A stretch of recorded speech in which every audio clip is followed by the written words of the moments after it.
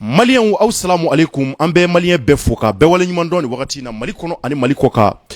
mɔgɔ mɔgɔ bɛ ko aw sɔgɔlen don ouverture media la an bɛ an kanubagaw fo ka u bɛɛ kelen kelenna wale ɲuman dɔn ka yira aw la k'a fɔ diɲɛ fantan ani naani fɛ aw minnu bɛ ko aw bɛ ka an lajɛ an b'aw fo ka wale ɲuman dɔn jamanadenw minnu bɛ Kayiba Jabate Kulikoro Sikaso mara la Segu Sikɔrɔ ani Balazan fo ka taa Mopti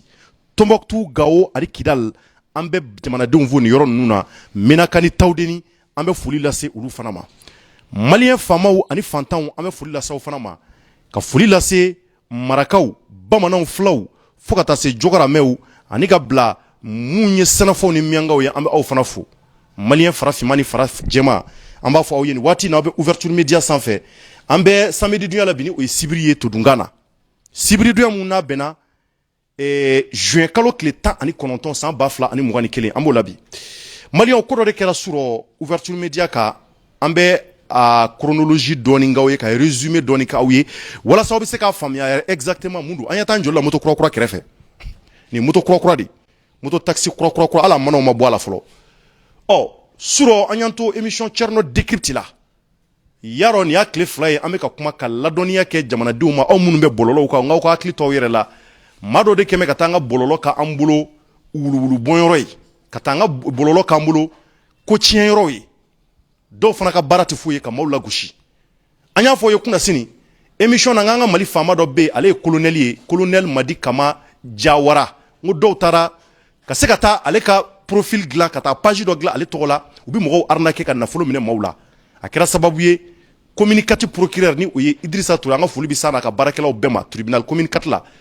olu ye wulikajɔ kɛ u tɛgɛ dara an balimakɛ in kan u y'a minɛ ko ni waati na k'a bɛ MCA la o kɔnɔna na anw ye ladɔnniya kɛ ka jamanadenw la faamuya k'a fɔ bɛɛ k'i hakili to i yɛrɛ la maalankolo ka ca réseaux sociaux kan ni o ye bɔlɔlɔ ye ka tɛmɛ maa ɲuman kan u bɛ maaw arnaquer ka maaw tɔgɔ tiɲɛ an tilal'o la an balimakɛw y'an wele an balimakɛ fila y'an wele caman yɛrɛ tun ye wele nka ni maa fila de sera ka ɲɔgɔn sɔrɔ komi tuma dɔ la anw sɔrɔ man di n'an bɛ baaraw la an bɛ o hakatigɛ ɲini kɛ maaw fɛ maa fila minnu y'an sɔrɔ Idrissa Jabate ani ka fara an balimakɛ wɛrɛ kan ale bi Mopti a tɔgɔ ko Ortega malheureusement an n'ale de ma se ka ɲɔgɔn sɔrɔ sur Tcherno décrypte plateau sanfɛ nka an ni Idrissa de sera ka ɲɔgɔn sɔrɔ sabula waati y'a sɔrɔla an ka émission ban waati kun sera mun de kɛra olu fana ye weleli de kɛ kunu an tilalen colonel in ta la k'a fɔ ko Tcherno nin de fɔlɔfɔlɔ ye n wele ko Tcherno ko maa dɔ fana ye ne gosi ko wura 12 ne ko subhanallah n ko wura 12 jumɛn ko Basiri Dambele de y'ale gosi ko ka se ka nafolo bɔ ale kunna n ko o bɛ se ka kɛ cogo di n k'a ɲɛfɔ n ye a donna ɲɛfɔli la a yɛrɛ filɛ nin ye an tɛna don o bɛɛ la k'o walawala n bɛna résumé kɛ a ko a ye message tɛ ci ale ma ale n'a ye baro kɛ k'a ko ale ma ko tari baasi t'a la k'ale ko baasi foyi t'ale la ale fana ko a ka laɲini na ko Amina ko mun b'ale la bi ale bɛ fɛ Basiri k'ale dɛmɛ a ka moto taxi kura san ka d'ale ma walasa ale bɛ se ka bɔ chômage la cogo min na ale ye denbayatigi ye muso b'a bolo denw b'a bolo a ka se ka taa dayirimɛ ɲini ko Basiri Dambele ko a ma o page in sanfɛ ko baasi t'a la n bɛna ni ka issue bila contact la a ma kɛ ten wa a ka issue k'a bɛna n'o bila contact la issue in bilalen contact la o ka numéro ale fana y'o wele ale dalen b'a la k'a fɔ k'ale ni Basiri de tun kumana hokumu kɔnɔ issue in ko a ma ko baasi t'a la ko Basiri y'i ka kuma fɔ n ye nka walasa an ka se ka moto taxi kura san ka d'i ma wari caman ka se ka ci ma fo 100 ani dɔɔni i b'ale ka wari dɔ caman o tɛ yan maninkakɛ ni o ye Idrissa Jabate k'ale ko wari cogo di ko issue kɛ ko i bɛ 40,000 de ci n'o 40,000 cira an b'an gɛlɛya mun ye 100 ani dɔɔni an b'o ci ma o tɛ k'o de y'ale sɔrɔ ale fana ko mais k'o bɛ se ka kɛ cogo di ko mun na ne 40,000 ci o ma o kɛlen ko issue ko n'o don a ka ɲi k'ale ko yala a ye sabali sa yafa ma n mago bɛ moto taxi la parce que ale kun dalen b'a la danaya kun b'ale yɔrɔ o kɛra sababu ale fana y'a ka darasi 40,000 ta k'o ci k'o de cilen ale ye cɛ wele k'a bɛna fɔ a ye ko wari taara fo bi ale ma cɛ sɔrɔ o tɛ ale ka wari taara fufalaki nin cogoya la ko k'a ta don la fo bi ko kɔnɔboli de y'ale minɛ ale kɔnɔ bolila f'ale taara kɔnɔboli fura san k'ale jatigɛra ale ko mun y'ale sɔrɔ ale t'a dɔn a b'a fɔ maa o maa ye a tora o haminako de la a bɛ numéro in wele cogo min na a b'a wele ten numéro in di don o sababu de la ale ye ne wele k'a fɔ ne ye n ko a ma n ko tari i ko Basiri Dambele n'o ye wura 12 est ce que i n'a ɲɛ ye ɲɔgɔn ye wa ko tiɲɛ yɛrɛ la k'ale n'a ma ɲɔgɔn ye i n'a kumana vis à vis k'a ma kuma n ko bon n ko mun b'a yɛrɛ la ko Basiri don k'o fana ye tiɲɛ ye ko sababu la ko o de y'a to ale yɛrɛ ye ne wele nin ko in bɛ se ka ɲɛ cogo min na ni bɛ se k'a dɛmɛ n ko dɛmɛ cogo kelen b'a la an bɛ se ka émission sigi i bɛ don a la i fana bɛ fara n kan an b'a lajɛ ka maa wɛrɛw fana kunnafoni olu fana kana taa sɔrɔ ni ɲɔgɔnna janfa sugu kɔnɔ u fana kana taa nafolo ci arnaqueur ma réseaux sociaux kan walasa ka se ka mɔgɔw danbe b'u la o sababu la an balimakɛ filanan mun fana wele n'ale bɛ Mopti ni a tɔgɔ ko Ortega a sababu la an bɛ Mopti ka bɛɛ fɔ ka waleɲuman dɔn ale fana ye nin ka kelen fɔ n ye ko UCK dɔ fana de ye olu fana wele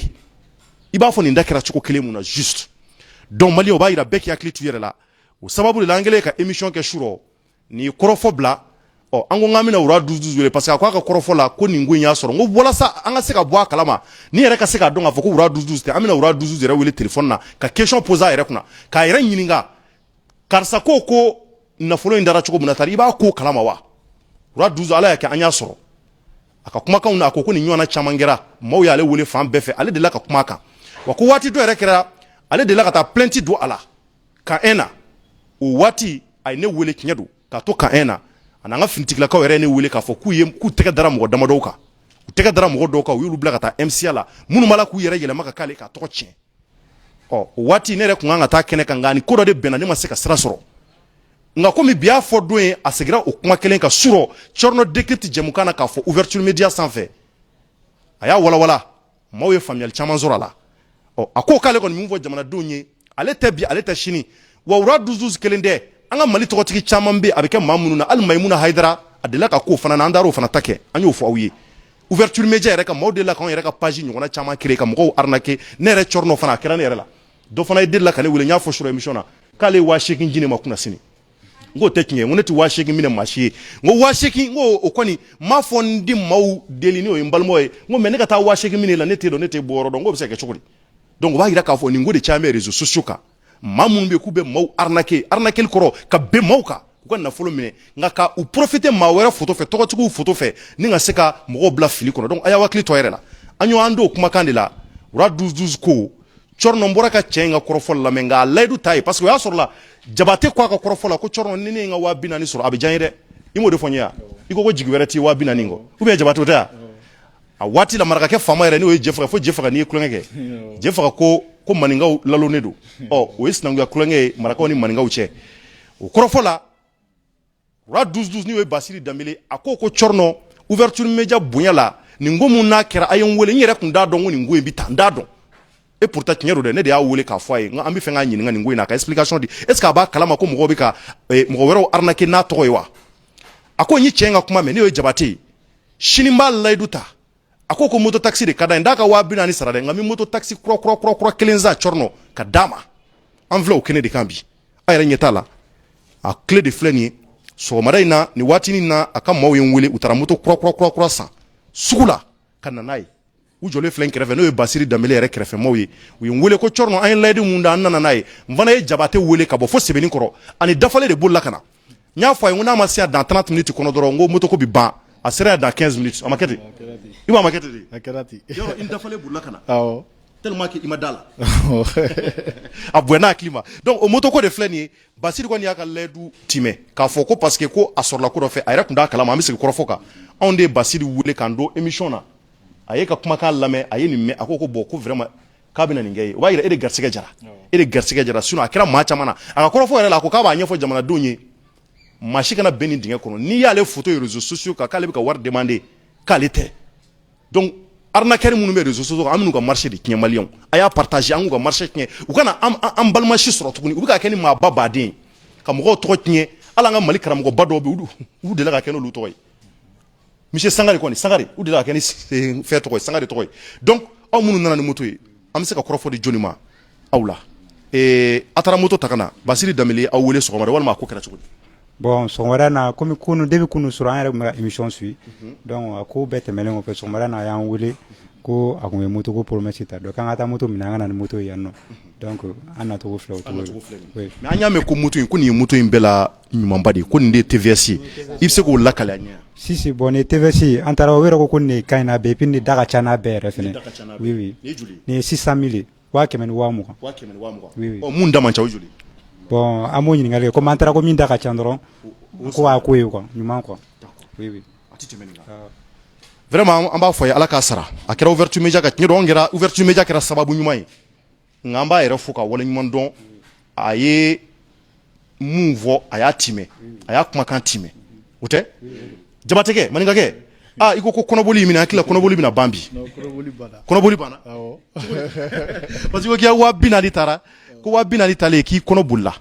k'i ko ko i y'a to Ala ma k'i ka 40,000 taara k'i jigi dɔrɔn de tun ye i ko ma k'i ye denbayatigi a bɛɛ filɛ n ka téléphone kɔnɔ i ye n wele yɛrɛ n k'i ma n ko bon n k'an bɛn'i ta émission na nka garisɛgɛ jara an ko an ka filanan mun sɔrɔ ni o ye Ortega ye bon an ma se k'ale ka kumakan lamɛn émission yɛrɛ banna ale fana ye n wele n ko malheureusement émission ban waati de sera nka de garisɛgɛ jara kosɛbɛ Roi 12 kɔni ye laidu mun da a y'a timɛ nisɔndiya jumɛn b'i bolo Thierno ne b'i fo nisɔndiya ne kuma ka gɛlɛn ma dɔɔni quoi awɔ Jawara folikan de ne bolo ka di Roi 12 ma quoi a ye min kɛ nin ye an jigi tugu ka hami bɔ n na quoi n b'a fɔ k'a barikada Ala k'a sara a k'a bɔ nafolo min na Ala ma caman bilala a nɔ la ne fana bɛ lalidikan mɛn na se jamana kɔnɔden ma a y'i tansɔn nin sugu kana mɔgɔ sɔrɔ o kɔ bɛɛ k'i kɔlɔsi réseaux sociaux ka mɔgɔw kana si réseaux sociaux la nin sugu kana mɔgɔ sɔrɔ o kɔ arnaqueli le ka siya réseaux sociaux kan ta quoi nin ne sɔrɔ bi mais sini a bɛ se mɔgɔ wɛrɛ fana ɲɛɲini na k'o sɔrɔ a la quoi mais Ala ka bɛɛ tankan ni basi ma Ala ka bɛɛ kisi a ma amina rabi kɛrɛnɔ n b'a dɔn siɲɛ wɛrɛ i tɛn'i ka 40,000 ci maa wɛrɛ ma mais a banna e ni maa min ma ɲɔgɔn ye maninka i ni maa si ma deli ka ɲɔgɔn ye i n'a tigi a tigi bɛ se ka to k'e ka 40,000 ci e fana bɛ t'i ka 40,000 kurakura ta k'a ci mais mun ye bila o la tan bon Roi 12 la attirance le bila la quoi a ka attirance e tun bolo k'ale de don wa ne tun bolo k'ale de don et puis c'est pas qui répondit sur les réseaux sociaux yɔrɔnin kelen quoi bon a tigi balila k'i jaabi i y'a ye Roi 12 i dabali banna awɔ ne dabali ban bon ne nana bɛn piège la quoi hakili i ti bin a piège wɛrɛ la vraiment i ti bin a piège wɛrɛ la donc an b'a fɔ nin kɔni nin de kɛra bi ouverture média la an bɛna moto clé di rapidement Idrissa yɛrɛ ma maliyɛnw a y'a partagé an bɛ Roi 12 fo Basiri Danbele fo ka waleɲuman dɔn a tɔgɔ la an bɛ Marikalaka bɛɛ fo ouverture média yɛrɛ baarakɛlaw an b'u fo an ka ɲɛmɔgɔw Yusufu Mangara Cheikh Tijani Jara Mamadu Jefaga fo ka taa bila aw bɛɛ kelen kelenna la ni aw minnu bɛ k'an lajɛ ouverture média kan an bɛ an kanubagaw fo kosɛbɛ an bɛ foli lase an baɲuman dɔ fana ma ni ale ye Madame Kumare Gaku Simaga an b'ale yɛrɛ fo ka waleɲuman dɔn ale fana vraiment ale fana bɛ hinɛw caman kɛ ka ɲɛsin jamanadenw ma nin ko ninnu na ani Monsieur Kumare Abdin Kumare an b'a yɛrɛ fo kosɛbɛ u fana bɛ dɛmɛ caman kɛ ka ɲɛsin jamanadenw ma ko caman na maintenant i t'i tɔgɔ sɛbɛn k'i tɔgɔ n'i jamu sɛbɛn nin ye moto papier de a filɛ nin moto papier de filɛ a sanna yɔrɔ mun na Musa Kumare di Bala voilà donc i tɔgɔ bɛ sɛbɛn fa jumɛn yan de tɛ yan don i y'a fa jumɛn yan numéro a Doua voilà Doua a kɛ voilà d'accord vas-y i tɔgɔ sɛbɛn mais i bɛ se k'i tɔgɔ sɛbɛn kɔni a da nin sanfɛ walasa a sɛbɛn cogo ɲɛ Jabate Idrissa a banna donc n'i ka moto papier a filɛ i bolo de a kɛra diɲɛ ɲɛna a kɛra jamanadenw ɲɛna a fɔra ouverture média de ka surɔ an ka émission Thierno Décrypte la wa Roi 12 y'a timɛ a ye moto bila ni ka nana ye ouverture média la n y'a fɔ fana n ko a ka nana ouverture mun de fɔ wa n k'an ka na ɲɔgɔn sɔrɔ yɔrɔ si a kɛra ouverture média kelen mun na an ka ɲɔgɔn sɔrɔ yen a ye moto boli ka na n'a ye n fana ye Idrissa wele a bɔra fo sɛbɛnni kɔrɔ ka na a ka moto nɔ a yɛrɛ natɔ kuma da la a kuma la ka yɛlɛmisɛn a ko Thierno e bɛ sɛbɛn de la n ko n bɛ sɛbɛn de la moto nana i ko k'a bɛ na n ko bon n ko dans 30 minutes n'i ma bɔ sɛbɛnni kɔrɔ ka se Sotiba n ko ne bɛ taa so dɛ ayi k'a t'o sɔrɔ a nana 15 minutes o y'a sɔrɔ ouverture média la yan donc an b'i yɛrɛ fo k'i waleɲuman dɔn i ka moto papier filɛ a bil'i kunna donc an bɛ dayɛlɛ i ka yɛlɛ i ka moto kan i k'a boli an ɲɛna an k'a lajɛ donc nin kɔni nin bɔlen gɛlɛya la an bɛ se k'a fɔ cogo min na parce que i bɛ n'i ka nasɔngɔ ɲini a la o tɛ yan i yɛrɛ kun ko k'i ti baara la i m'o fɔ k'i b'i débrouiller dɔɔni maintenant nin bɛna kɛ sababu ye ka nasɔngɔ caman sɔrɔ walima awɔ nin bɛna kɛ sababu ye ka na ko bɛɛ nɔgɔya i ka ko bɛɛ nɔgɔya awɔ d'accord maintenant i bɛna mun kɛ sisan n'i bɔra yen i bɛna taa yira madame de la n bɛna taa yira n kanubaga i la i t'a yira madame na non madame b'a ye ne y'an bolo o b'a ye o mais maintenant i ka numéro dɔ b'i yɛrɛ bolo a maa minnu fana bɛ fɛ ka a ko sɛgɛsɛgɛ n'a ko parce que i y'a ci ne ma cogo min na komi maliyɛnw mɔgɔw bɛ fɛnw ye cogo caman i ye prévu bɛɛ ci ne ma surɔ an y'an to ouverture média émission na an y'a prévu tɛmɛ i ni cɛ ka conversation o kɔrɔ aw ka kumakanw i y'a bɛɛ ci ne ma de A à Z a bɛɛ b'i bolo yɛrɛ donc numéro jumɛn b'i bolo i bɛ sɔrɔ mun na numéro min bɛ n bolo Malitel bɛ n bolo Orange bɛ n bolo quoi a fila bɛɛ bon Orange 75 22 91 59 91 oui 59 oui Malitel 97 45 55 70. 70. Awɔ, o ye n ka numéro fila ye. Ni wolo la i bi sɔrɔ. N bɛ sɔrɔ. D'accord. Yɛlɛ moto in ka an ka lajɛ ni bi sa a fɛn jugu la. An ka taa da yɛlɛ. Casque don i kunkolo la. Donc Idrissa bɛna yɛlɛ a ka moto kura kan. Basiri Dambele ale de kɛra sababu ye k'a d'a ma. A ye layidu in fɔ sur émission. A kun t'a kalama dɛ. An bɛ kuma préciser k'a fɔ k'a y'a dab'a kama o tɛ. Anw de balila k'a wele k'a da don émission na dɔrɔn a ye cɛ ka kumakan lamɛn. A fana ko cɛ ma ko bon n bɔra ka cɛ ka kumakan lamɛn k'a ka 40,000 taara. Ɔ a y'a fɔ cɛ ye ko n di 40,000 in se k'a ma wa a k'a kɔlɔsi ne Basiri Dambele tɛ. Mun y'a ka 40,000 ta ne tɛ. Ɔ n b'a kɛ moto kura kelen ye ka d'a ma. Ɔ a bɛ taa yala la ka taa ka nasɔngɔ ɲini. Donc cɛ garisɛgɛ de filɛ k'o sɔrɔ. Ɔ taa dɔɔni dɛrɛkɛ. Taa dɔɔni dɛ moto kura don. Ɔ a taatɔ de filɛ ka moto kura la. A banna. Papa wa n b'a f'i ye fɛn yɛrɛ ka ɲi a kunkolo la cogo min na. Ah c'est à dire casque in ka ɲi a kun. Est-ce que a bɛ se moto in na kosɛbɛ? Ah nin ka kɛnɛ sa. Ah ɔ a bɛna tile ka to ka 400 ni 600 minɛ nin na. Ah n t'a ka nasɔngɔ ko bannen. A garisɛgɛ jara. Ah a banna. A filɛ ka turu cɛ. Voilà. Ah voilà. De ko nɔgɔyalen sa o. Papa. Idrissa. A bɛ cogo di? A ka kɛnɛya? Moto in ka kɛnɛ? Awɔ. A ka kɛnɛ. D'accord. Donc maintenant kɔrɔfɔ laban jumɛn b'i bolo an ka kun cɛ? An bɛɛ ka taa an ka denbayaw la komi bi ye sibiri ye baara tɛ yen bi. An nana ouverture média de la ka se ka n'i ka moto d'i ma. Komi kuma in fɔra silamɛw ɲɛna. Donc a ka di fana silamɛw ɲɛna o tɛ? Kɔrɔfɔ laban jumɛn? Bon kɔrɔfɔ laban wɛrɛ tɛ ne bolo Thierno. Folikan de bɛ ne bolo quoi. Ka se i yɛrɛ ma ka se ouverture média baarakɛla bɛɛ ma. I b'a Roi 12 ani jamana kɔnɔden bɛɛ ne bɛ bɛɛ fo ka bɛɛ barikada. Roi 12 Ala k'a sara. A bɔli nafolo min na Ala ka caman bila a nɔ la. Salamu alaikum rahmatulah. Musa a ti tɛmɛ nin kan. Donc i ka moto kura boli. An kɔni bɛna don ka taa kuma kuncɛ kɔnɔna na. Ah i Jabate. Merci. Ala ka sini ɲuman ye. A garisɛgɛ ye fara ci. Donc ni ne kɔni kɛra sur ouverture média la Thierno Décrypte ka émission kan Youssou Mangara kun bɛ kɛnɛ kan Youssou Mangara kun bɛ yen sur Cheikh Tidiane Jara o ye Buba an ka directeur ale fana kun bɛ yen ani ka fara Mamadou Djefaga fana kun bɛ kɛnɛ kɔnɔ en même temps an ka baarakɛlaw bɛɛ kun bɛ yen donc k'a yira k'a fɔ kumakan in a fɔra bɛɛ ɲɛna bɛɛ fana minnu b'a lamɛn a ye taa lamɛn sur a kɛra sur émission na donc Basiri Dambele an balila k'a wele k'a fɔ maa dɔw ko u arnaquera i tɔgɔ fɛ tari i bɛ ko in kalama wa a ko k'a b'a kalama a yɛrɛ de la ka kuma kan a ka page kan a ye mɔgɔw sensibiliser wa a taara plainte don mɔgɔ dɔw minɛna yɛrɛ donc o b'a yira hali bi dɔw ma minɛ fɔlɔ donc minnu ma minɛ an b'u ka marché de tiɲɛ Mali a y'a partager bɛɛ k'i hakili to la Basiri Dambele kelen tɛ i b'a sɔrɔ u kɛn bɛ ka Mali faama caman dɔgɔw bila réseaux sociaux kan ni faama mun ye message ci aw ma dɔrɔn ni wariko fɔra kama dɔrɔn a y'aw réfléchir n'a sera wariko yɔrɔ ma dɔrɔn a y'a fɔ ne kan ka nafolo bɔ k'a ci faama ma o ka gɛlɛn dɛ donc o de bɛ mɔgɔ caman sɔrɔ musomanin dɔw fana bɛ yen a y'a fɔ cogo min na le colonel Madi Kama Jawara yɛrɛ ta la mun y'a yɛrɛ kɛ o ye colonel ba in ye a bɛ CNSP kɔnɔ an kumana ale ta ka kunnasini ni Youssou Mangara olu caman yɛrɛ ta la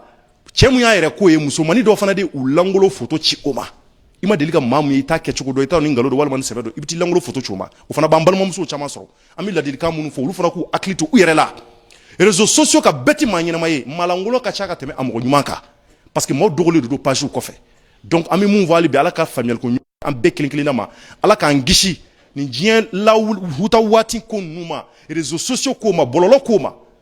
Ala k'an bɛɛ kisi a ko ma vraiment Ala ka faamuyaliko ɲuman d'an ma an bɛ Basiri Dambele yɛrɛ fo ka wale ɲuman dɔn a n'a kanubaga bɛɛ kelen kelenna k'a fɔ a ye vraiment Ala k'a sara a ye nin mun kɛ Ala k'a don a ni koba cɛ an balimakɛ nisɔndiyara a ko k'a ye denbayatigi ye ale yɛrɛ tun tɛ baara la donc a bɛna kɛ sababu ye ni ka se k'a ka musakaw sɔrɔ a la tile kuru kɔnɔ donc an b'a fɔ ye ouverture média bi aw de kama a bɛ jamanaden bɛɛ kama maa ma bɔ maa la an tɛ maa ka baara la anw bɛ yan jamanadenw de kama faama fara fantan kan dɛsɛbaatɔ fara lujuratɔ kan n'an ye ko ko mɛn mun bɛ k'a bɛ tali kɛ jamana ka ko kan a bɛ tali kɛ jamanadenw ka hɛrɛ kan an b'an da don o la wa an bɛ dugawu kɛ hali bi Mali Ala k'a suma Ala ka jamana in k'an bɛɛ sago ye merci à toutes et à tous a k'an bɛn waati wɛrɛ au revoir